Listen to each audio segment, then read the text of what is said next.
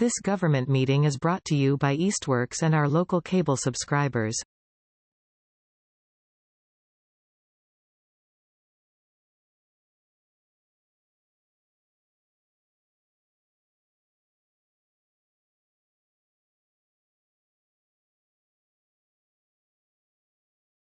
It's currently September 22nd at approximately 4:30 p.m. and we're going to order the Public Safety Building Complex meeting. It looks like we have several members of the community here, so we'll have open time for the public. I'll limit 3 minutes because we have some time constraints. Usually we go to about 6 o'clock, so 3 minutes per person if they'd like to talk. And it's at your... Now's the time? Now's the time. Okay. I'm going to stand up here because I want people to see me. I'm making a little bit of clarification here because my name has been put out on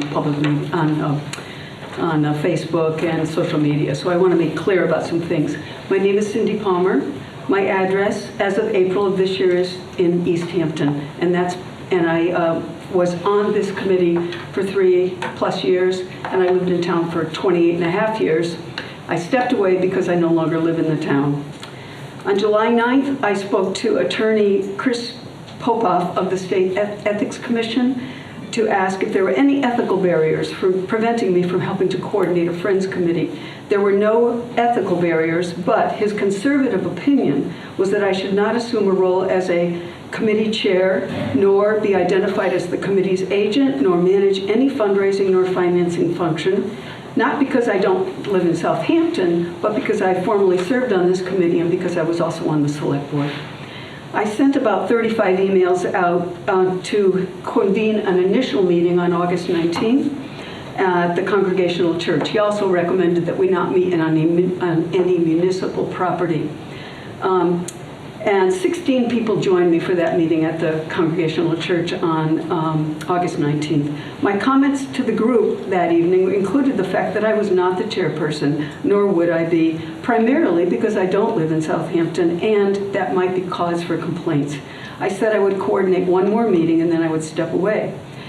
Another meeting is scheduled for September 29th at the Congregational Church. It was scheduled for 6:30 p.m. However, somebody on social media said it's at 6 p.m. and therefore we'll meet at 6 p.m. So I have repeatedly urged everyone on the group and anyone else who's listening that anyone is invited to this meeting. And actually people that evening said we need to have people attend who maybe had voted no for the funding which occurred at the May ballot. My personal takeaways of the meeting on August 19th were this. The general consensus is that Southampton needs to do something, as the current police and fire department buildings have major problems. Do something. The primary reason the vote failed in May, was my understanding, was that, and that would have funded the OPM architect and engineer, was that the project cost, as people understood it, was too expensive.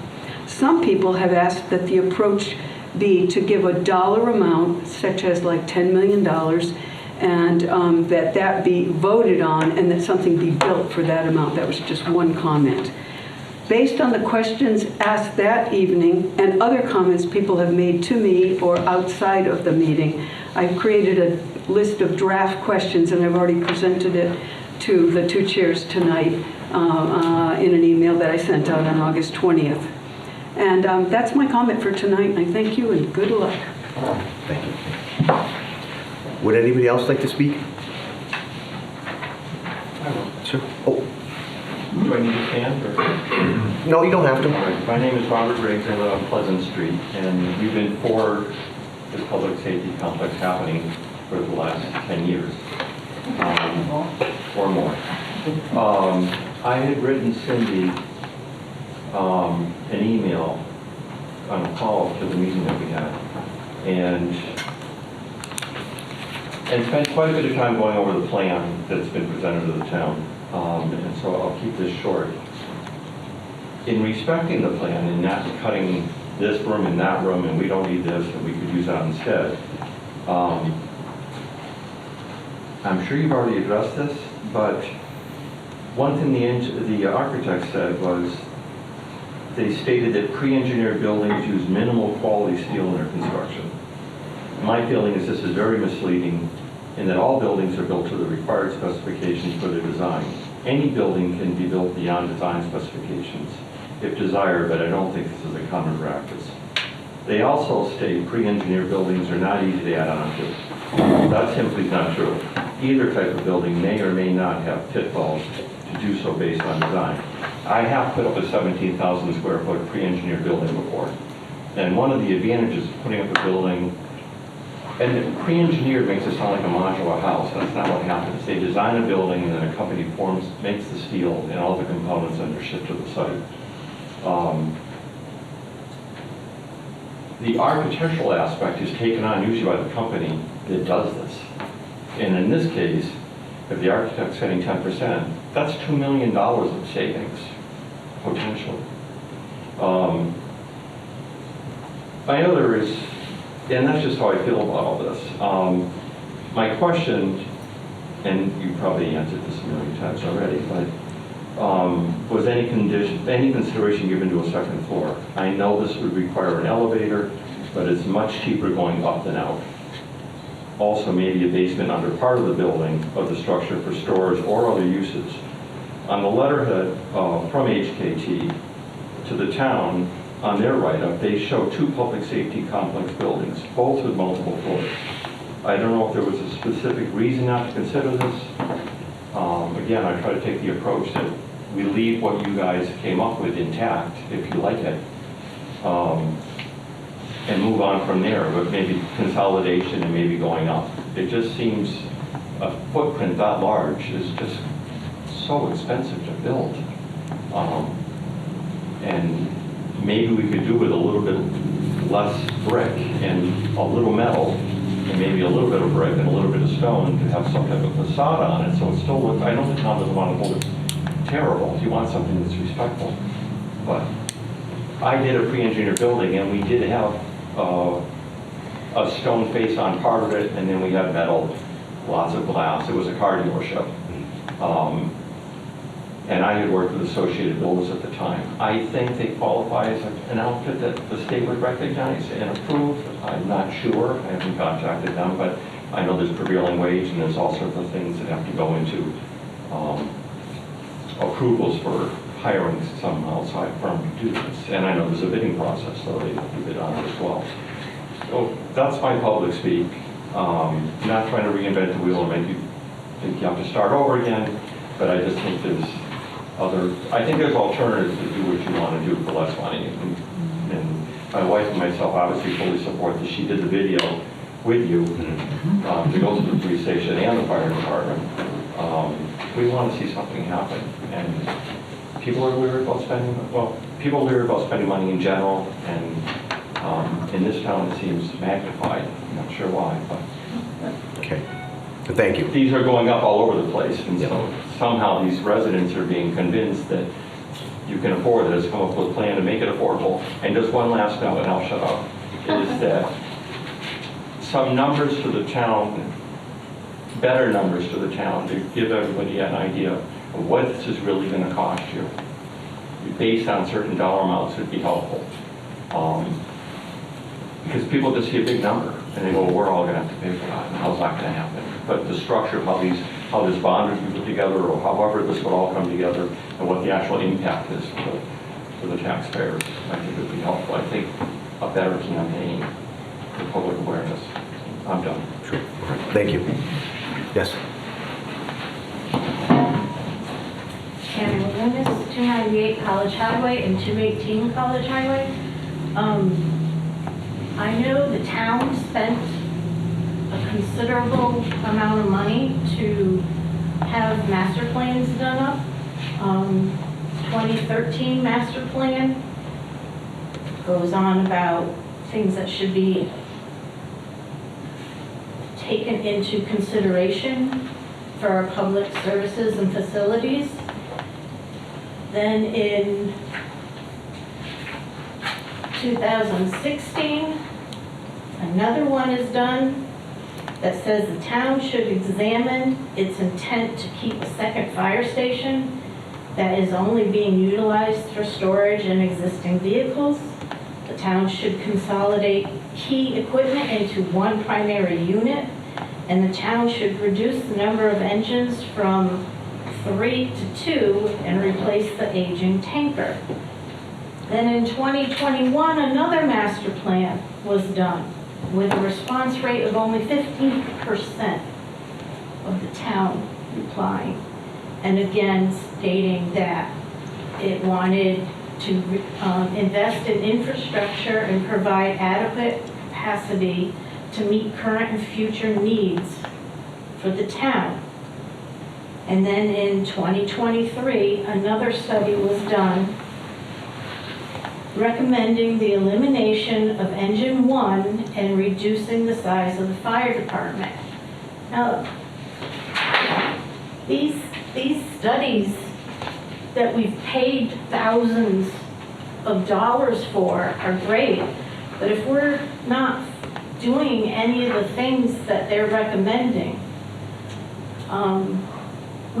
my husband and I are for the new safety complex.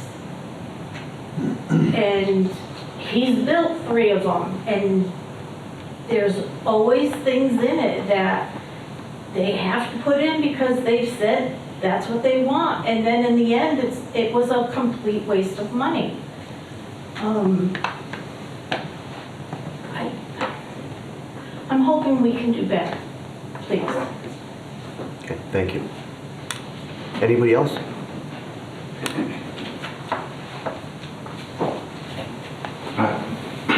My name is Stephen Jones, 20 Walcott Road. I'm an elected member of the Select Board. I'm here to learn. I thought I had a lot of experience.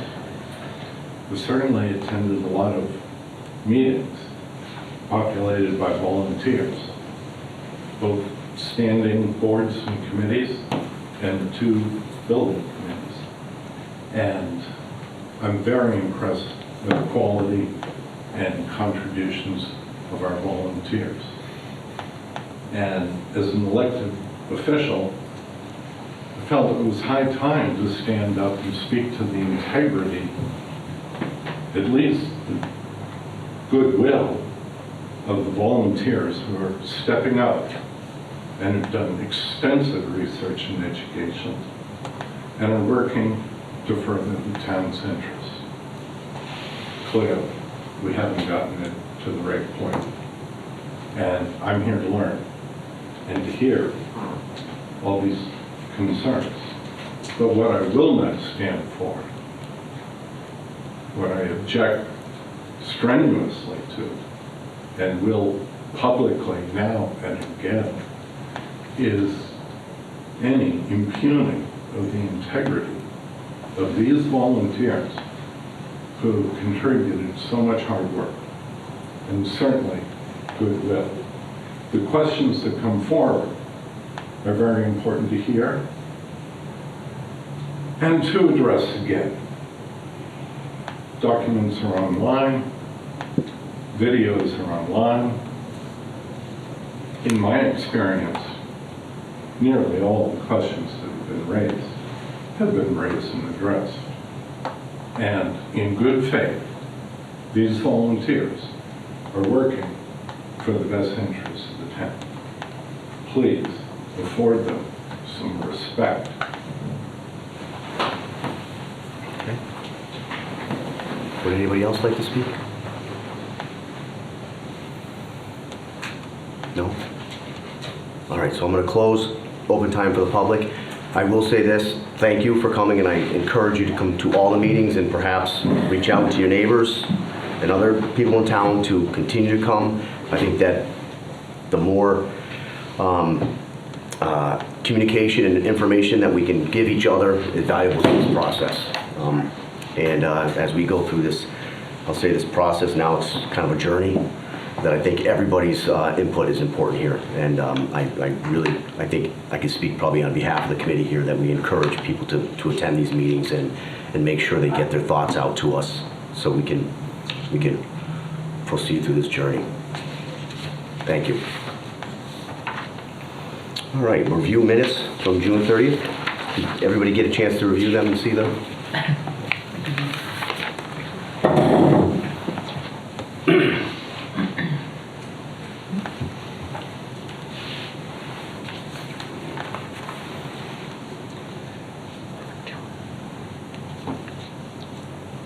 Has everybody on the committee got a chance to see them? Basically, yeah. It's been a while since we met, for sure.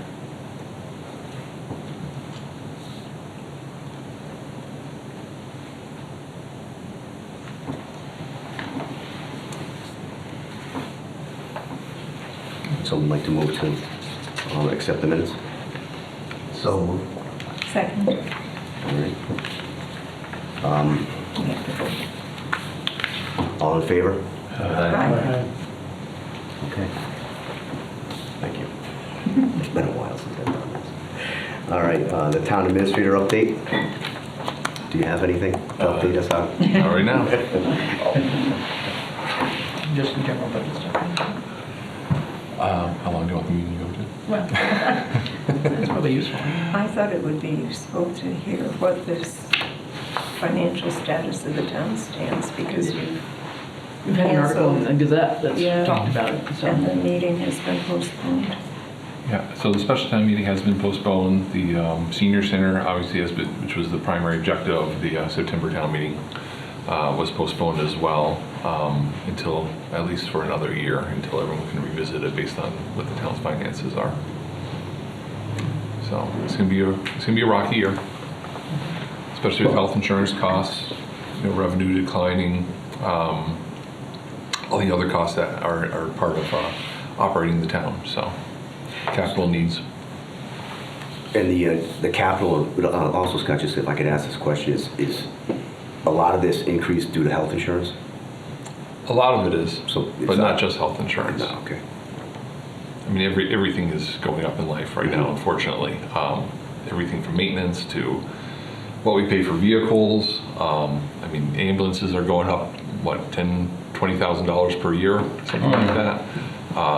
So it's not just health insurance, although that's the main driver at it at this point. Yeah. Yeah. I think one of the things, if I can just add, one of the reasons to postpone the meeting, we're going to have one anyway until somewhere we need one before the end of the fiscal year, because we do need to transfer funds around from one category to another to be able to cover costs for insurance and other things. So we were hoping to have one sometime in November, and we'll bring it up at one of the select board meetings coming up in October to choose a date, but I'm assuming somewhere in the first half of November we'd have a special town meeting anyway this year. Yeah. And just for points of clarity, the insurance increases have no direct relation to the town of Southampton. It's because the trust hadn't been increasing them gradually, correct? To my knowledge, yeah. I mean, Scott can speak better to that. That's He was a at part the of meeting it. with, what, 70 towns? That's a part of it as well. When you do 4 out of the last 6 years having no rate increases and not keeping up with medical trend, that's going to be Yeah. that's a recipe for disaster.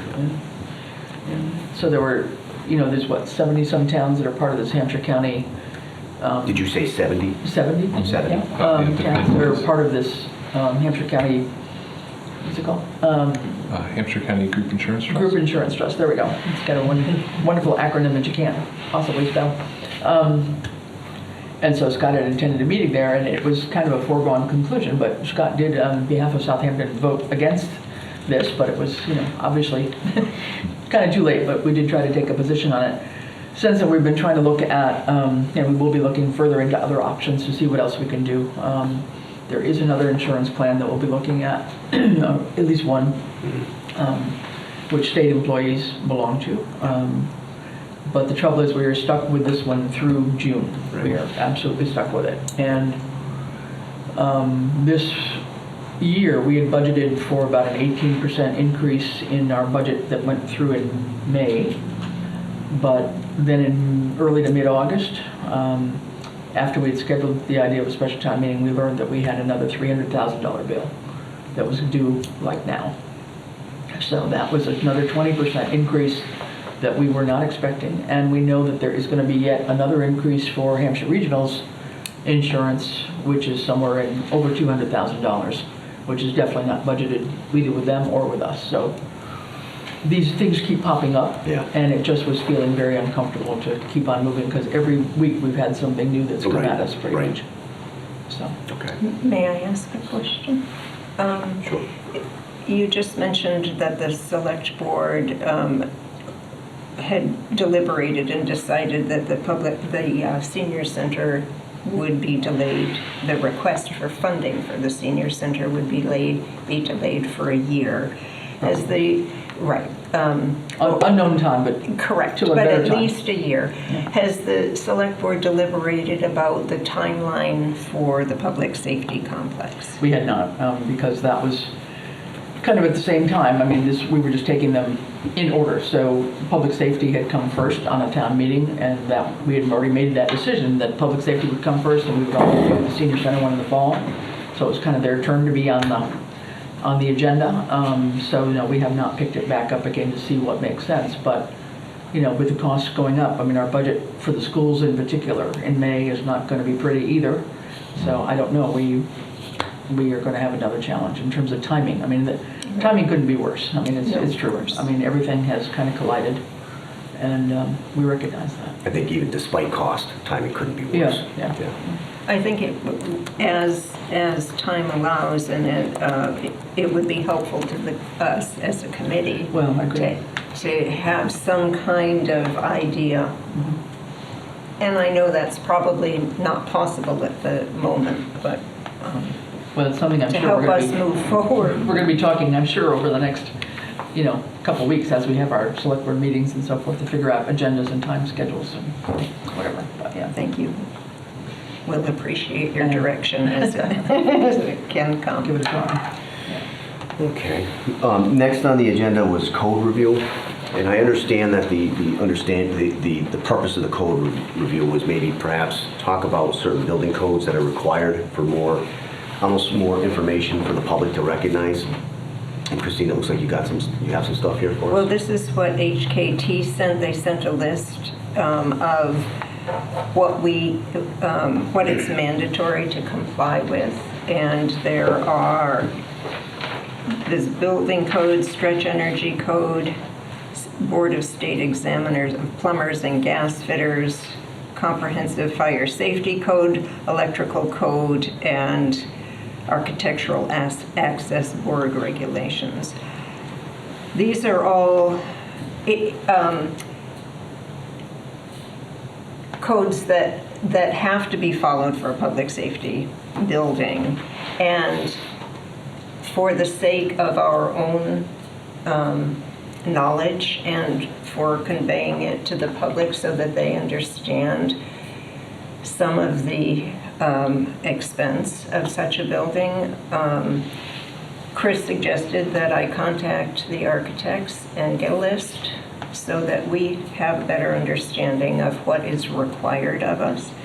And nobody will individually want to dig into these codes by themselves. My idea was to hand out a code there are 6 codes, hand out a code to volunteer members to read and come back and report on, hoping that we can take some bits of information to convey, to inform us and to convey to our fellow residents. That was my thought. I haven't passed it by you, Chief, but it looks like very exciting reading, but important. I think we need to understand. Yes. I've read through some codes. You might need an interpreter too as well, but certainly, would anybody, so we have 1, 2, 3, I'm 4, sure that was an 5, 6. exhaustive list, but that's what they started with anyway. We have 6 codes here. I mean, I'd be happy to volunteer for one. Would anybody else like to volunteer for one? Okay. Is there a septic code there? I see Plumbing there somewhere. they might fall under the plumber and gas fitters regulations, perhaps.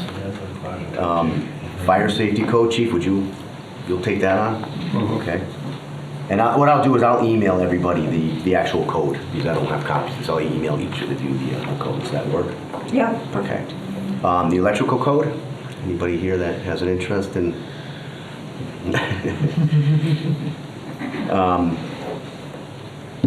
So we have the Massachusetts State Building Code, which I'm sure is an entire book. Yes. Yeah. We'll So- give that to Mark. I will start here, Mark, yes? yeah. I'll Okay. get started on it, unfortunately. All right. You probably know how to get into it better than the rest of us do. Massachusetts Stretch Energy Code. All right, John. We do have a town bylaw on stretch energy, so take a look at the town bylaw. And plumbers and gas fitters. Anybody have an interest in that? I'll take that. I have a relative that's a plumber, perhaps. All in this order. And then we have the electrical code. We don't have any volunteers for that, and the architectural access board regulations. I'll take a look at the architectural access board. I could look Okay. at the electrical one. Okay. All right. Is there one you'd like to do, Reggie? I thought you volunteered. Did you not volunteer for one, Reggie? or no? I volunteer in general. Oh, okay. As you went through them individually, I didn't volunteer. Well, none of us are. We're all Yeah. going at it from an amateur points of view. Perhaps, There may be a couple more coming, you never know. We didn't get, yeah. I mean, I don't know if we have a lot of the green energy ones, don't sound like. Energy code, did you go through that? What? No, like stretch energy. Stretch code, you know, that energy code, but, is that different? I'm not sure. Reggie, would you consider the bylaw, reviewing the bylaw? And so John were to do the stretch energy code, and then you could do the town's bylaw, review The that? town's bylaw Yeah, on stretch energy. Is Okay. it significant, Chris? I can send you the link to it. Okay. Yeah, Shorter than what John's going to be looking I at. think it probably is, yeah. Okay. Do anybody have any more conversation on the codes in particular? I'll take a stab at some of them, and just so that I won't specify one. I think it's good that our other members are taking on the. I think this is an important process too. And one of the codes that I thought was important was even the cells. I was given the impression that if you had one cell, you had to have two. And I want to see that Yeah. as an actual. There was one thing, if I go back, and I don't remember that it was wasn't a code thing, but somewhere back in our history of the various documents, we had something from like the National Police Chiefs Association, just for sort of planning guidelines on new facilities. Yeah, okay. Somewhere I recall It might have that. been the International Chiefs, yeah. Yeah, it might I'm a be. member of that. I can look and see what they Okay, have. so there might be something there that, you know, Yeah. would be worth looking again at. I mean, it's been so long, this committee's been going, you know, for a while, so maybe we just need to go back and look at a little bit of history here, just to be sure that, you know, if there's been any updates there, any other recommendations that maybe have changed, and, Right. you know, maybe we can eliminate something, or, you know, hopefully not add more stuff, but I do recall seeing that at some point in time. Right. Any more discussion on code review? You know, fire code? Fire code, yeah. Chief has got that. Yeah, Chief has got that one. So as, if I understand, we're looking through these codes to decide or discover what aspects of the code are particularly germane to our building we're kind of. I think a lot of it, I think the purpose, and Christina, correct me if I'm wrong, is we've been asked a lot of questions about certain aspects of the building, and we haven't been able to provide them with a definitive answer. I think by having a little bit more knowledge base of the codes, we can say, well, that is a code that's a requirement in Massachusetts. Okay. It's like green energy, for instance, having the roof be able to support green energy, right? That's my understanding is a code. That's why the roof has to be built a certain way, you know, for those purposes. Chief, how about prevailing wages? Is that a requirement, or is that? That is a requirement. But Reggie, if you want to look into that, so you have a better acknowledgement of it, would you? I would think All right, we could do that. all right. We can send you the main link to follow, I think, probably. Yeah, it's a state requirement, yeah. Yes. State requirement. Okay.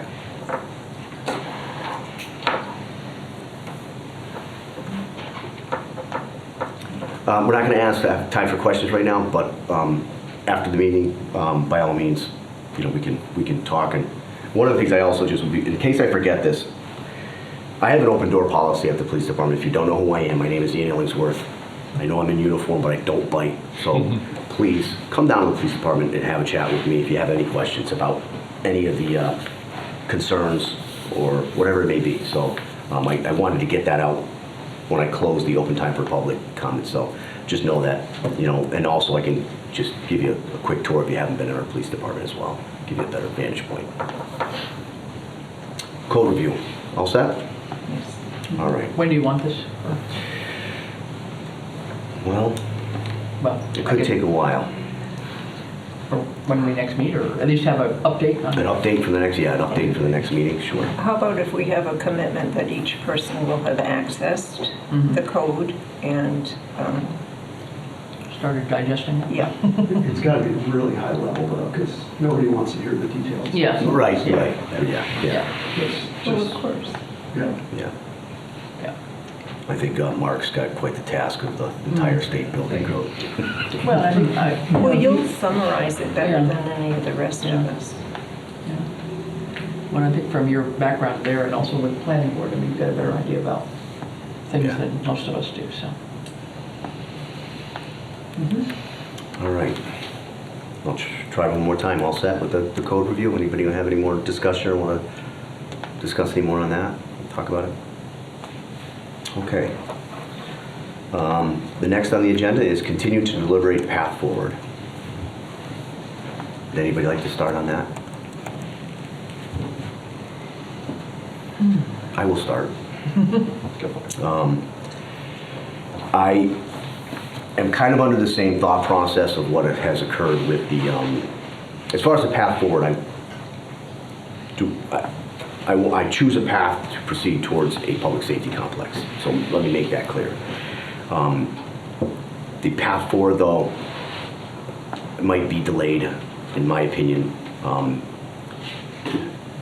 for the same reasons why the senior center was. I think the town right now, moving into even this fiscal year, but also moving into next fiscal year, is in a somewhat of some fiscal hardships. I shouldn't say somewhat. We will be in fiscal hardships. And my objective for me as a department head is to try to ensure operational stability over anything else for my department and all the other public safety departments and administrative offices and so forth. So I want to make sure that, for me, that's my priority right now is operational stability.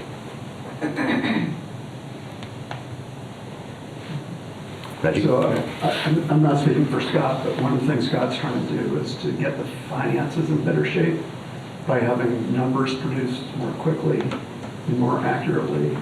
And as of the last couple of years, we don't even have a bond rating, so we couldn't borrow the money if we wanted to.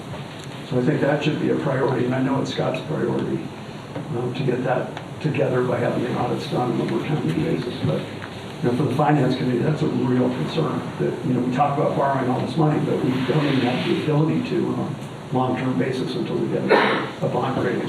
Yeah. Is that totally true? I thought we borrowed something recently. Have we not?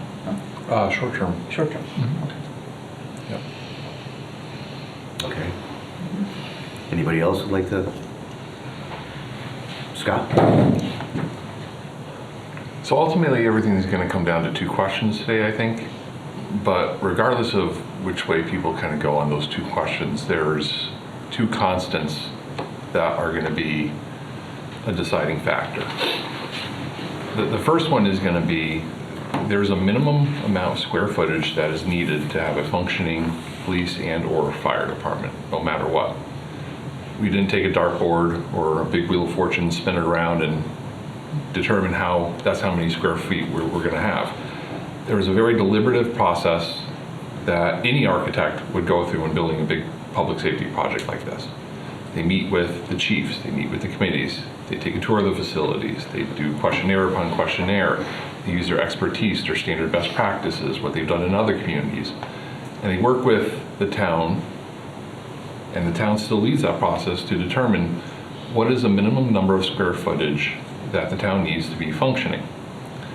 In determining that, I think that the two people with 60 plus years of experience in public safety in Southampton, our police and fire chiefs, probably know the best on what the minimum square footage they need to have an operational facility. So they were able to do that. The first go around that we did it with HKT, I wasn't here, but they did lead a little bit more in the future, in 50 years in the future. We went back and we said that's too much space, so we tasked the fire chief and the police chief specifically to get it down to the bare minimum that is still operational and functional for a facility under today's standards. So not saying you're going to add a sergeant and you're going to add 4 full-time fire captains or anything like that. So it's what we need right now. So that's how we determine the first constant, which is what's the minimum number of square footage that we need to have a functioning facility. The second constant is going to be how much per square foot we're going to have to pay to get to that functioning facility. If you look at Lee, they just spent $37 million on their 37,000 square foot public safety complex.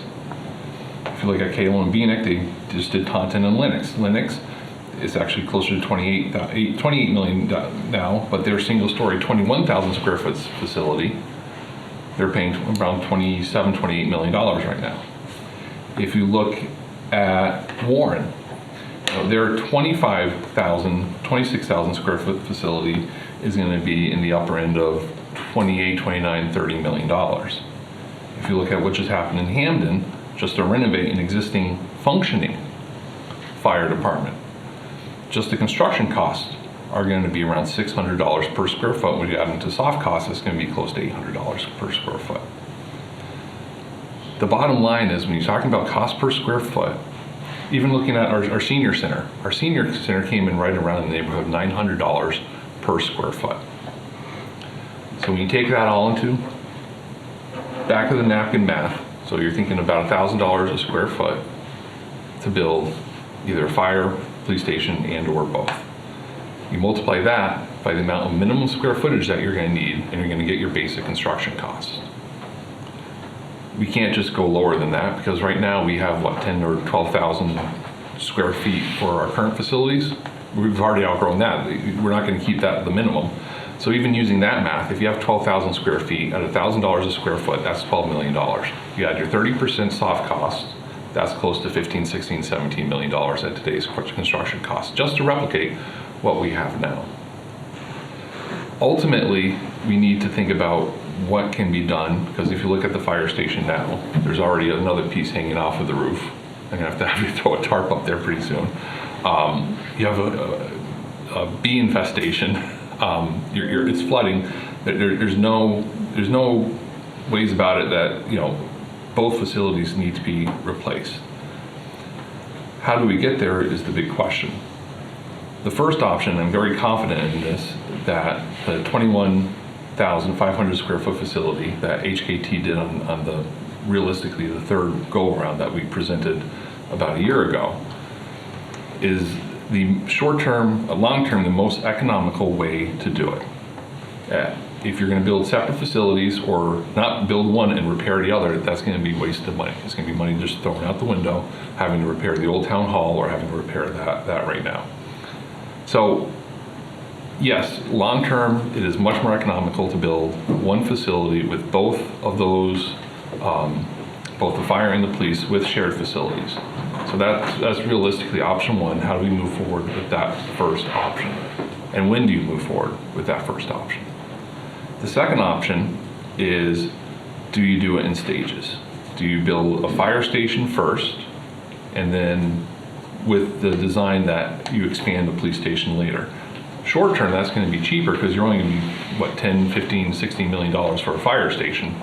But as costs escalate, repair costs for the police station and Old Town Hall, and God forbid we have to do an ADA, if we do any renovations over a certain percentage, you're talking about millions of dollars just to stay in that facility right now. if we do it that way, short term, it will be cheaper, but long term, it will be more expensive because when you add on to a building, you're not going to have those shared facilities. You're going to be overbuilding in some areas, you're going to be underbuilding in others. But ultimately, what is going to get passed? Because I don't think we have much time left in either facility. So for me, I can see options as both of them, but I think that the committee needs to decide which way you're going to go.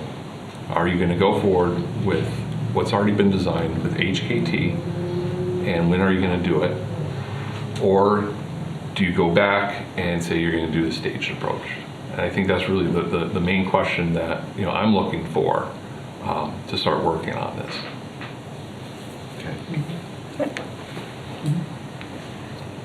I would like to just add also that when Kalo and Beanick did the feasibility study in 2015, they also determined that the town needed a 26,000 square foot facility. So 2 independent architects reviewed all the information, and they both came up with the same square footage, and we have pared it back now to be less than even Kalo and Beanick designed it for 10 years ago. So I just think that residents do need to understand that 2 independent firms determined the size of the facility that a town of this size and population needs to function now and somewhat into the future. But that determination was built on needs assessments, especially through questionnaires with the chiefs and the fire and police departments took a main lead role in that in terms of how big does the cell have to be, how big is the holding room, how big is the apparatus bay, all of that stuff. You guys provided that information one time. But it was a different fire chief. Was Correct. it a different police chief too? It was a different police chief. So it's a whole different group of people who came up with the same, very similar. the same conclusions about what this town needs. And just to say, I think we figured it out before, and this got lost somewhere in translation, but we're looking at 21,500 square feet now is what we've been talking about with the current design. What we have existing around town between police and fire is 16,000 square feet from all the square footage that we measured. So that's a 5,000 square foot increase from what we have right now, which does not seem astronomical in my mind.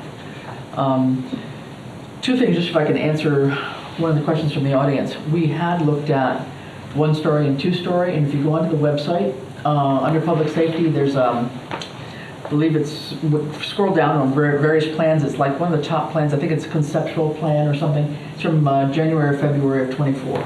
And so that looked at the test fit options on the site, as well as 1-story versus 2-story.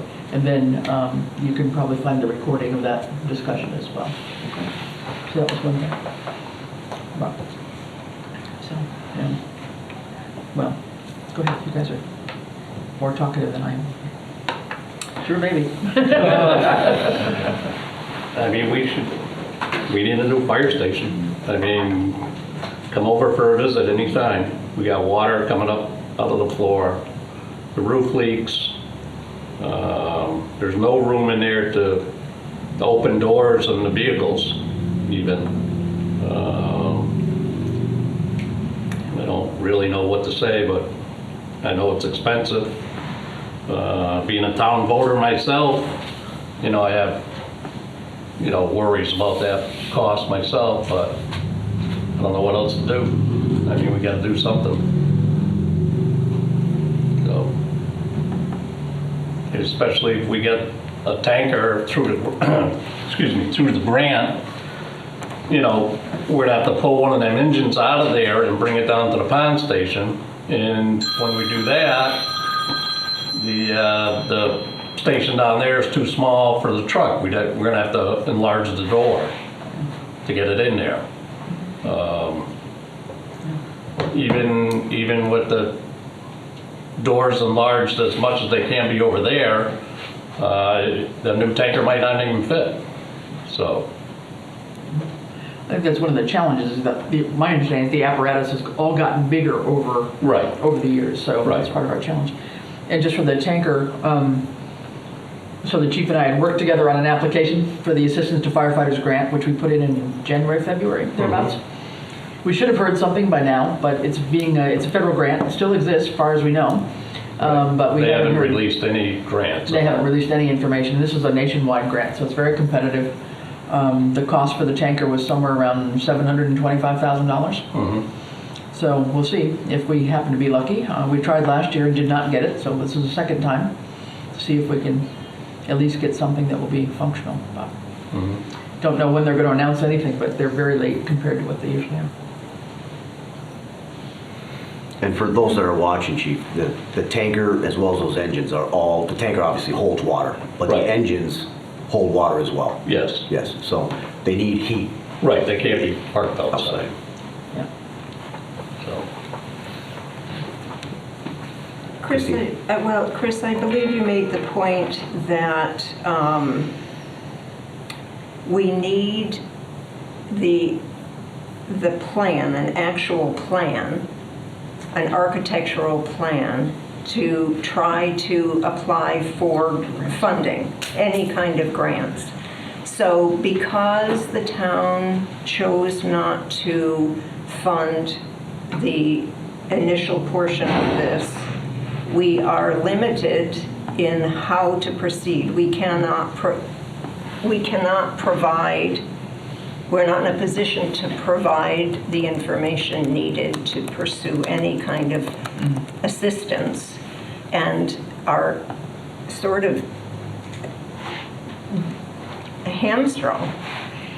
That's my interpretation of it, looking at, the various grants that we've applied for before. There's a couple of them at the state level, a couple from the federal level that came out through the previous administration's infrastructure bills. So that money floated from, in some cases, from the feds to the state and was made available.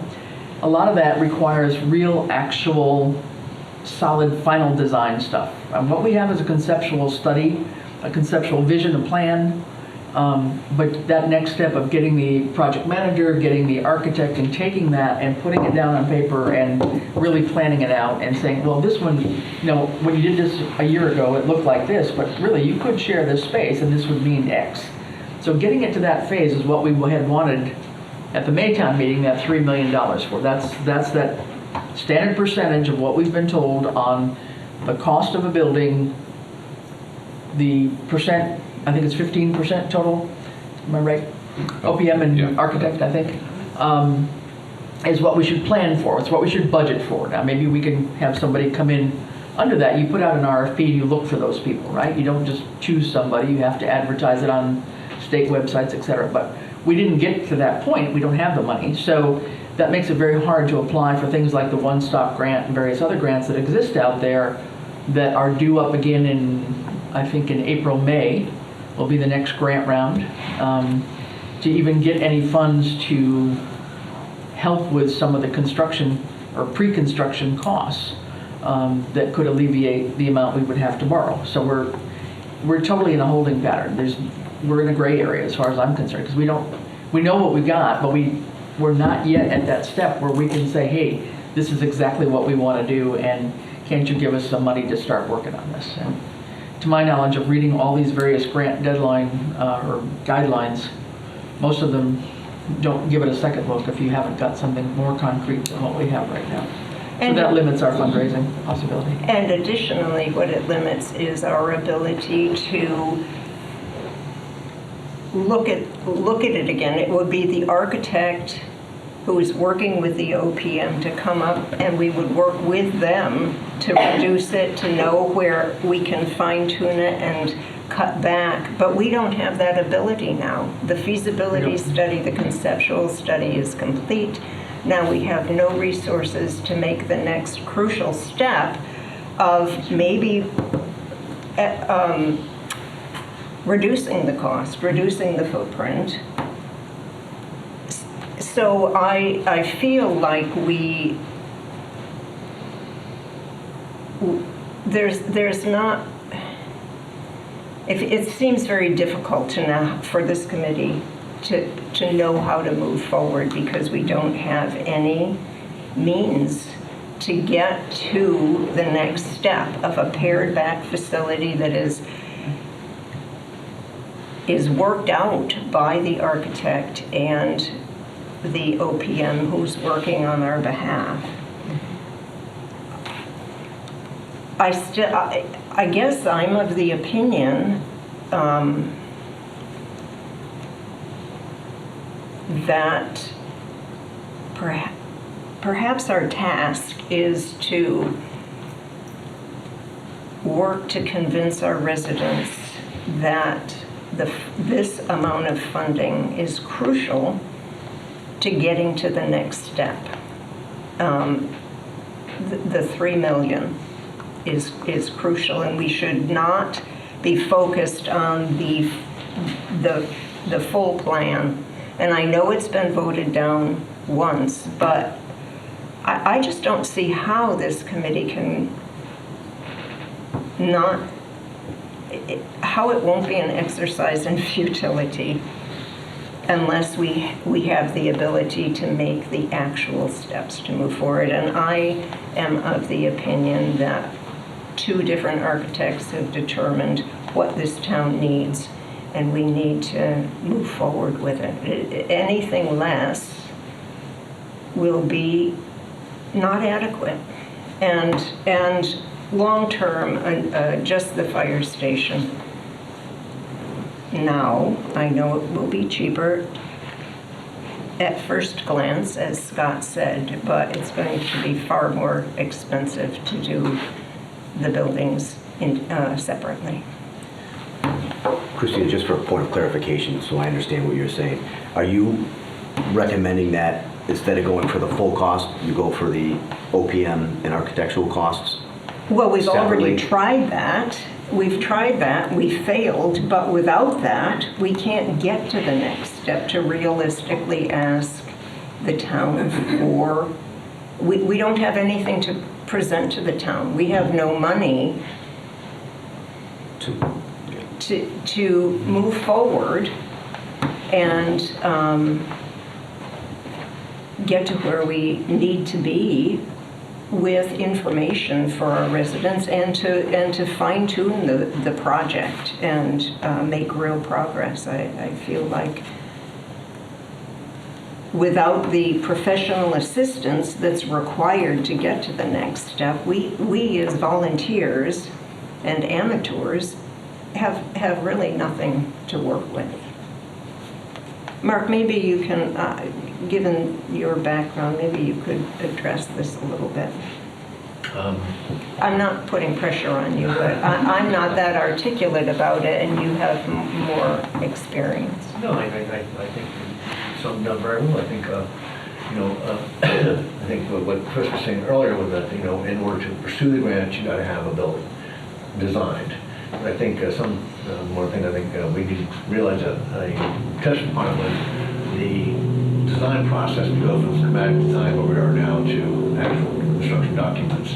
We do have the OPM, which is owner's project manager, and this committee, both working with the architect to fine-tune this building and address any issue we can and then try to confine it. So they're not going to hire an architect to design the building that we came up with earlier, the architects. That was a schematic design, sort of figured out what we had. Like we come up with a square feet, usage needs, etc. We need a bay for the trucks. We need all the different aspects of it. So yeah, it's there's a lot that happens between the time we say, okay, we brought on an architect and an OPM, and what the final plan is going to be. I think that's a long iterative process. It involves a lot of people and a lot of back and forth between the architects and the owner and the OPM, where we being the owner. So it's not just, we're going to sign that on and it's going to cost us $20 million. And the other aspect of the first kick around, well, let's just assign $10 million. well, okay, let's buy a $500 fire truck. I mean, you put a price tag on it, you wind up with a pickup truck with a bucket of water in the back. You can't just assign, you have to build, and it's a responsibility of the municipality to spend their money wisely. They can't do it otherwise. So I think that's an important aspect of it. They do a lot of work to be done. That this schematic is not the final product. And it would be the architect, OPM, and our committee who would possibly consider making some of it metal and some of it brick or whatever, just as one of our guests suggested. But we need the professional help to get there. So We had a schematic design. It wasn't a final design. I know. And they had to come up with, let's make these assumptions, which are logical assumptions, and this is what the cost would be. So it gave us a starting point. It's not an ending point that they gave us. So I think we have to realize that. Materials, looks, aesthetics, number of windows, the code issue that she brought earlier, but that's not really able to be compromised on. We can apply for waivers, but that takes years, and you have to have an extraordinary justification for just give the ADA, some bar made their table 1 inch too high. They had to tear the whole thing out, 1 inch. And they will give you variance if there's extraordinary reasons to do that. Same with the ADA. You have to comply unless there's some extraordinary changes. So we have to comply with the codes, not we, the town. And we have the bidding process too. We're choosing the architect, choosing the contractor. I don't know, I'm going around circles here now, but. Just to add a piece there, just to be clear, because I think this has been misunderstood. So we've been working with HKT, that's who's gotten us this far. When we go out for bid for the architect, that's open to anybody from here to New Hampshire to Virginia, from, whatever. I mean, we had one the other day that came to visit on the outside of the old town hall. We're trying to we got a grant to repoint the brick on the old town hall to keep the envelope steady. We had a contractor come to look at the job. It was a pre-bid meeting, came from New Jersey. Now, where he thinks he's going to make any money coming from New Jersey to work on a project that small, I don't know, but maybe he won't bid, but he came to the pre-bid meeting. But just to say that it gets advertised out on the Mass State websites. We've got to put in a legal notice in the paper. I mean, it's an open bid process. So there's no foregone conclusion that HKT is going to be the architect going forward. They can certainly apply because they are an architectural firm, but they will be in competition with anybody else that puts it out there. So, we've got to, somehow we have to get to that point, and I don't know how we do that without, especially now with the budget crisis that we have. Even so, it would have been impossible to, somebody said, borrow from one pocket and pay the other. I mean, it would have been tough even if we didn't have the insurance crisis here amongst us to find any money in the budget to come up with $3 million. Where it's not there. So other than going out for a grant, I don't know what else to. You mean a grant for the $3 million? I doubt that there'd be one. I don't think it's going to qualify because it's still at a feasibility study. Right. That's the problem. Right. So, but I'm saying other than to go find grants to help us move forward, that's the only step because we don't have municipal money. But I don't think I've got anything in hand that's solid enough to present a good enough case right. to the grant programs to say, choose Southampton. So, I mean, I've been doing these grant programs here for 3 years since I've been back in town, and we've brought in a lot of money for the town, but this one's got a tougher footprint to worry about, so I don't know. Not sure where to go. So we have no choice, am I correct, Scott and Chris? We have no choice but to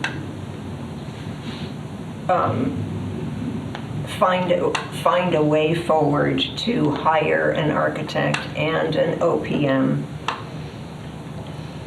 so that we can present a final plan to the town? No, I think you need to go for the entire cost of the thing. Right now, even if we hired an OPM and an architect, it's not going to shave $10 million off of it. It's going to be expensive.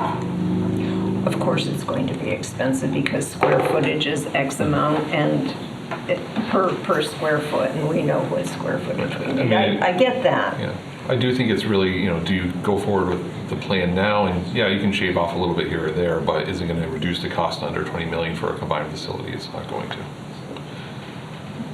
So I think it's, do you go forward with what you have now, and when do you present it, and how? Or do you go for the scaled back option B? How do we determine what option B is cost-wise? So for option B, we would have to go to town meeting and look at getting, talk to some architectural firms and see how much they would charge for a basic fire station design that would meet the chief's minimum square footage, but also be expandable, and how much it might cost, and we'd have to go to town meeting for that money.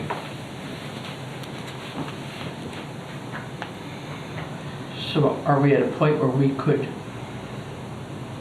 would this be an RFP? What would we do? I mean, how do we? It would be essentially restarting the process, Starting with. focus on the fire. So instead of using ARPA money, we would have to pay for it out of our own funds somehow. Yeah, I think the ARPA money, I think we finished pretty much. There may be a final bill, I don't know. Yeah, well, we haven't gotten a final bill yet. We haven't paid a final bill because we really haven't completed everything with that. Just for clarity, we had 125 plus another 30,000-ish. So 155 from ARPA money, and then Senator Vilas's office got us another 50. I think it was 70, was it 75? No, it's 25. 25. 25 and 50, I think it was. Yeah, 75. like maybe around 75. Yeah. Does anybody else have spoken? Yeah, I just want to, I agree with Scott's general assessment of the situation. I think we have to remember that the voters voted it down pretty significantly, 2-1 against. Okay. So I think we're past trying to educate the voters, because I don't think it'll change the vote enough. I mean, if we were just a few votes short, that'd be very different than the actual vote. John? I still come back to the point that I think it needs to be significantly different. So I would lean more towards focusing on the fire station and try to find a way to do that for as little money as possible. And how do you suggest funding then? It would be the same process that we went through before. I think that Scott said you have to start all over again. You'd have to get money, and I wouldn't just go for the study money, because I think any voter is going to say, if you're asking for $3 million, you're not going to spend the $3 million and then not move forward. It doesn't make sense. I mean, I don't think. Well, I think Scott even bypassed the feasibility. I think you were thinking, go to some architects and get some plans for what the chief would need. I mean, that's still going to cost a lot of money. Yeah. I mean, it wouldn't be any different than the feasibility study, essentially, so. And I would bring up the question again, 2015 or before, the town paid, I think, close to $80,000 for that feasibility study. We've paid over $200,000 for this feasibility study. Town's going to pay on another unknown, another $100,000 for a feasibility study, not knowing whether it's going to pass or not. Well, I don't know if that's what I was saying, and maybe what I'm saying is wrong. I think you have to just go to the voters and say, we want to build a new fire station in this case. And the whole process is going to cost us $10-12 million. Well, how do you know? How do we have a figure? You make it fit. You just know, because we've talked about the dollars per square foot and how many square feet we need. Just do the back of an envelope and get it voted on that way. And then just make sure it works.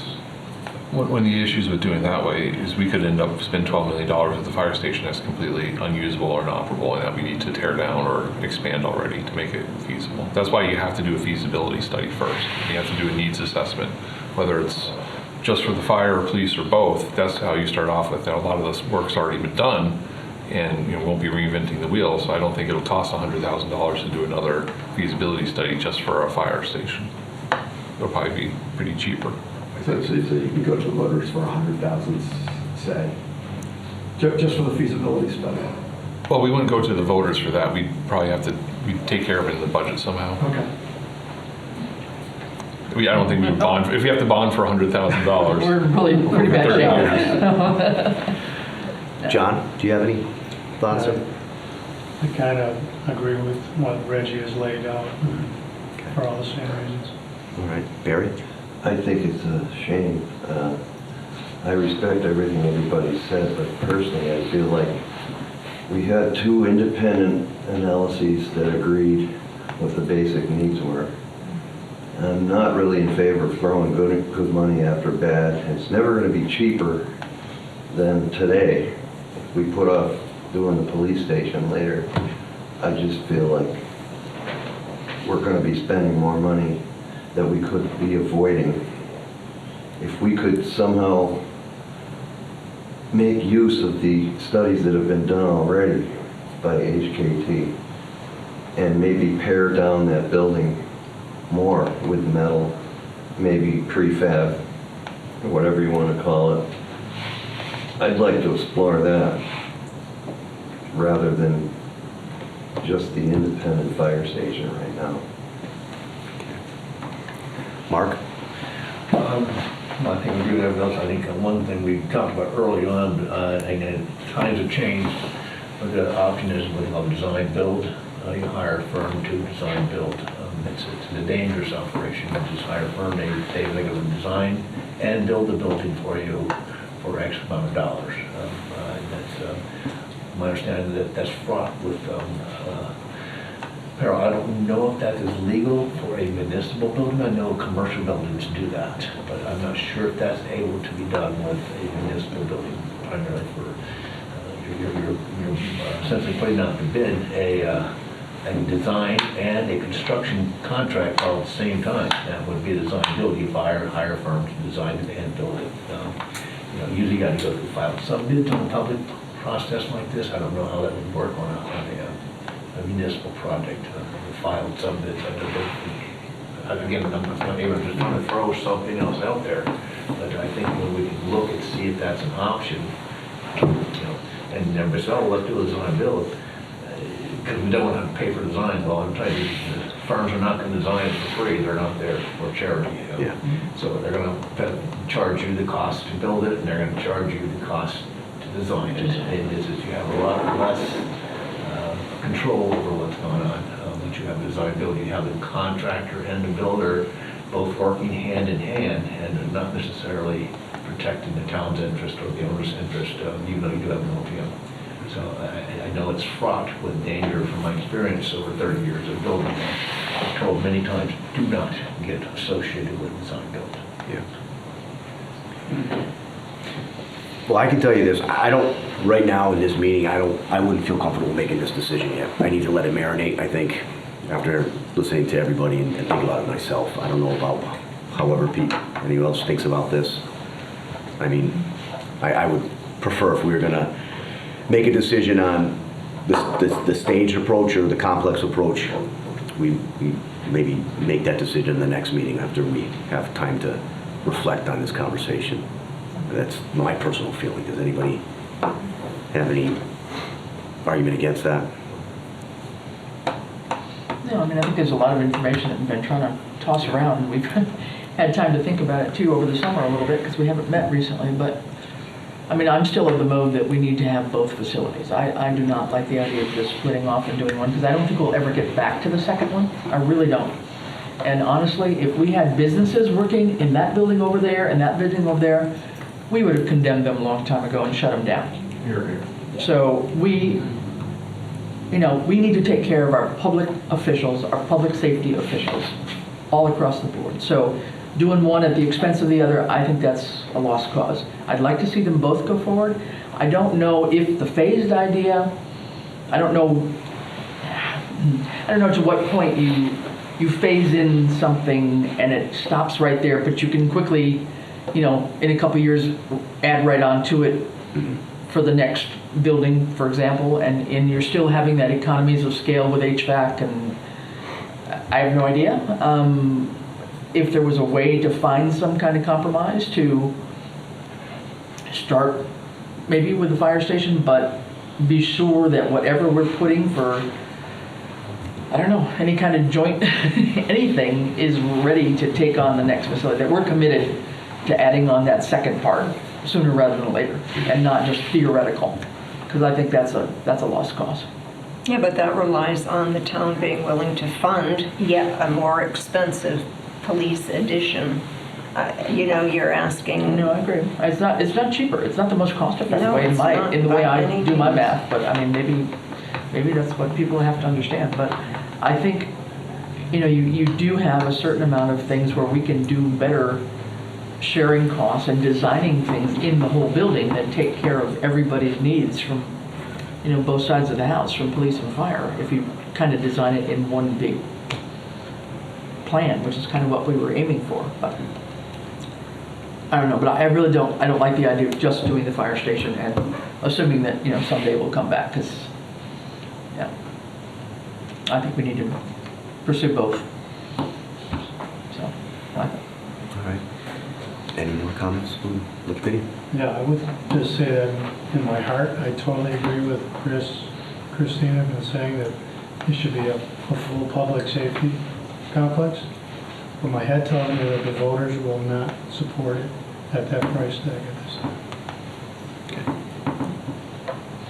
but again, you know, if we can get to a level where we can try to pare down that price tag, I mean, this is the price tag for what we know for the concept that we have. But until you can get somebody to work with you to say, okay, well, you thought you were going to need that space, and you, Chief, you thought you needed that space, but now let's just tweak this a little bit, and maybe we can put them side by side, and maybe we don't need this. And that's what that next stage, in my mind, from what I understand, is supposed to help us do, is to really get it down there, so that the figure is frightening. I don't don't dispute that. I'm a taxpayer too. But I think what we have to understand is that that's what we know right now in terms of the cost of building and the cost per square foot. That's what we're seeing in general. So to plan for less dollars is not responsible in my mind. I think we've got to look at the reality of what the costs are from what we've been hearing, you know, across the state basically on these things. And when we, you know, whenever we go out to borrow, and again, I think too, just to be clear, that whenever we put out this figure at town meeting, I think Scott brought this up at our select board meeting or the finance committee meeting or whatever, that is the amount that we go out, we put out there that would be the maximum that we would go out to borrow. We're not gonna be able to go and borrow more than that. If we say we need 10 million or 12 million for the senior center and we need 20 million for the public safety complex, that's the amount that we know now. When we go out to borrow 2 years from now, I mean, we may not be that price whatsoever. It'll hopefully be a little bit less because we've done our tweaking and our reshaping of the concept to the reality. So getting from the vision to the practicality and the reality is where I think we are stuck. We're in this crevice right in between the two, in my mind. And until we can get there, we don't know where we can, you know, save funds. I mean, you know, I think it's in everybody's interest to make this as cost effective as possible. And so town money, taxpayers' money, grant money, other fundraising, all that should come into play to, you know, help reduce the cost. But I just don't feel like, from what I've seen on the grant level, that there's anything I can go for that is going to help us right now. So, and again, the borrowing is, you know, it's there, but it's a couple years in the future. I mean, it's really going to be 27-ish probably, I would say, from what you were saying. And again, we don't, and maybe this is something to explain maybe a little bit, Scott, about how we would borrow. We don't borrow 10 million or 20 million in a whack, right? So how does it get phased out? Can you explain that a little bit? So, I mean, we would borrow the initial amount for the architectural and the OPM early on, and as that takes a year, then we would borrow more gradually. As we get to the construction phase, borrow a little bit more. So at the end of the project, we'll borrow the full amount, but it'll probably be spread out over, you know, 2 years once construction starts and everything's approved. So anyway, lots to think about. So, you know, just another elephant in the room here is our current budget status and the likelihood of, you know, the town perhaps going for an override to support the operational stability of the town. The public safety, schools, administrative offices, and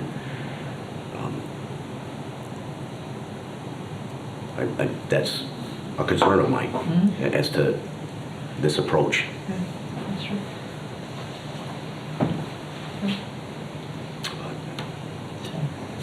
Any more on that? As far as the path forward here, deliberate the path forward, I think I would like, personally, I would like to just, before I make this decision, I need to put some thought into it. Just not, I don't feel comfortable just making a decision just tonight.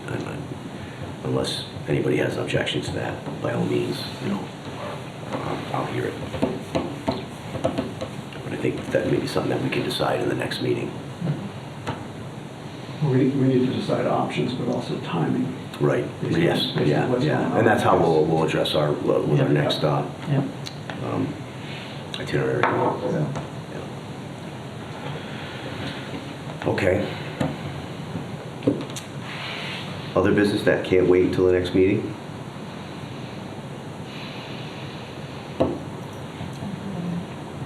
All right. Schedule the next meeting, what are we thinking?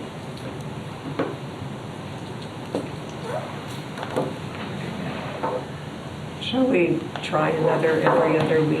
I think Do we that's plan yeah. now Yeah. that we're back into the fall that it will be every other week again? Sure.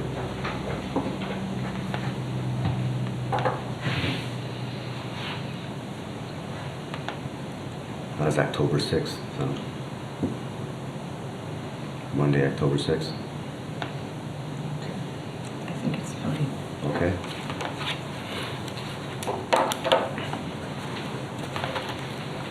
I won't be here for this.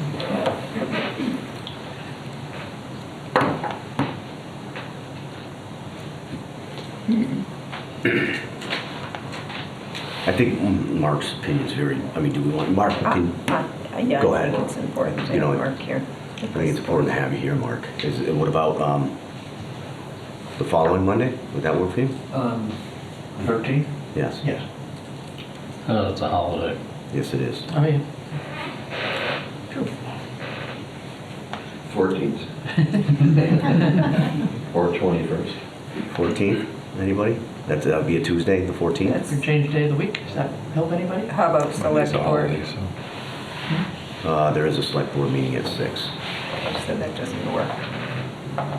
Is there another day of the week that is, we've tried in the past to find other days. Sometimes I think Thursdays work. Thursday, the 9th, October 9th? I'm done that whole week. Oh, you're gone the whole week, okay, all right. Oh, the 20th. Which is a Thursday? That's a Monday, Monday the Following 20th. Monday. I'm available. I'm available. Sounds good. Okay, all right, so we'll schedule for Monday, October 20th. Okay. Good. Motion to adjourn? So moved. Second. All right, all in favor? All right. This government meeting is brought to you by Eastworks and our local cable subscribers.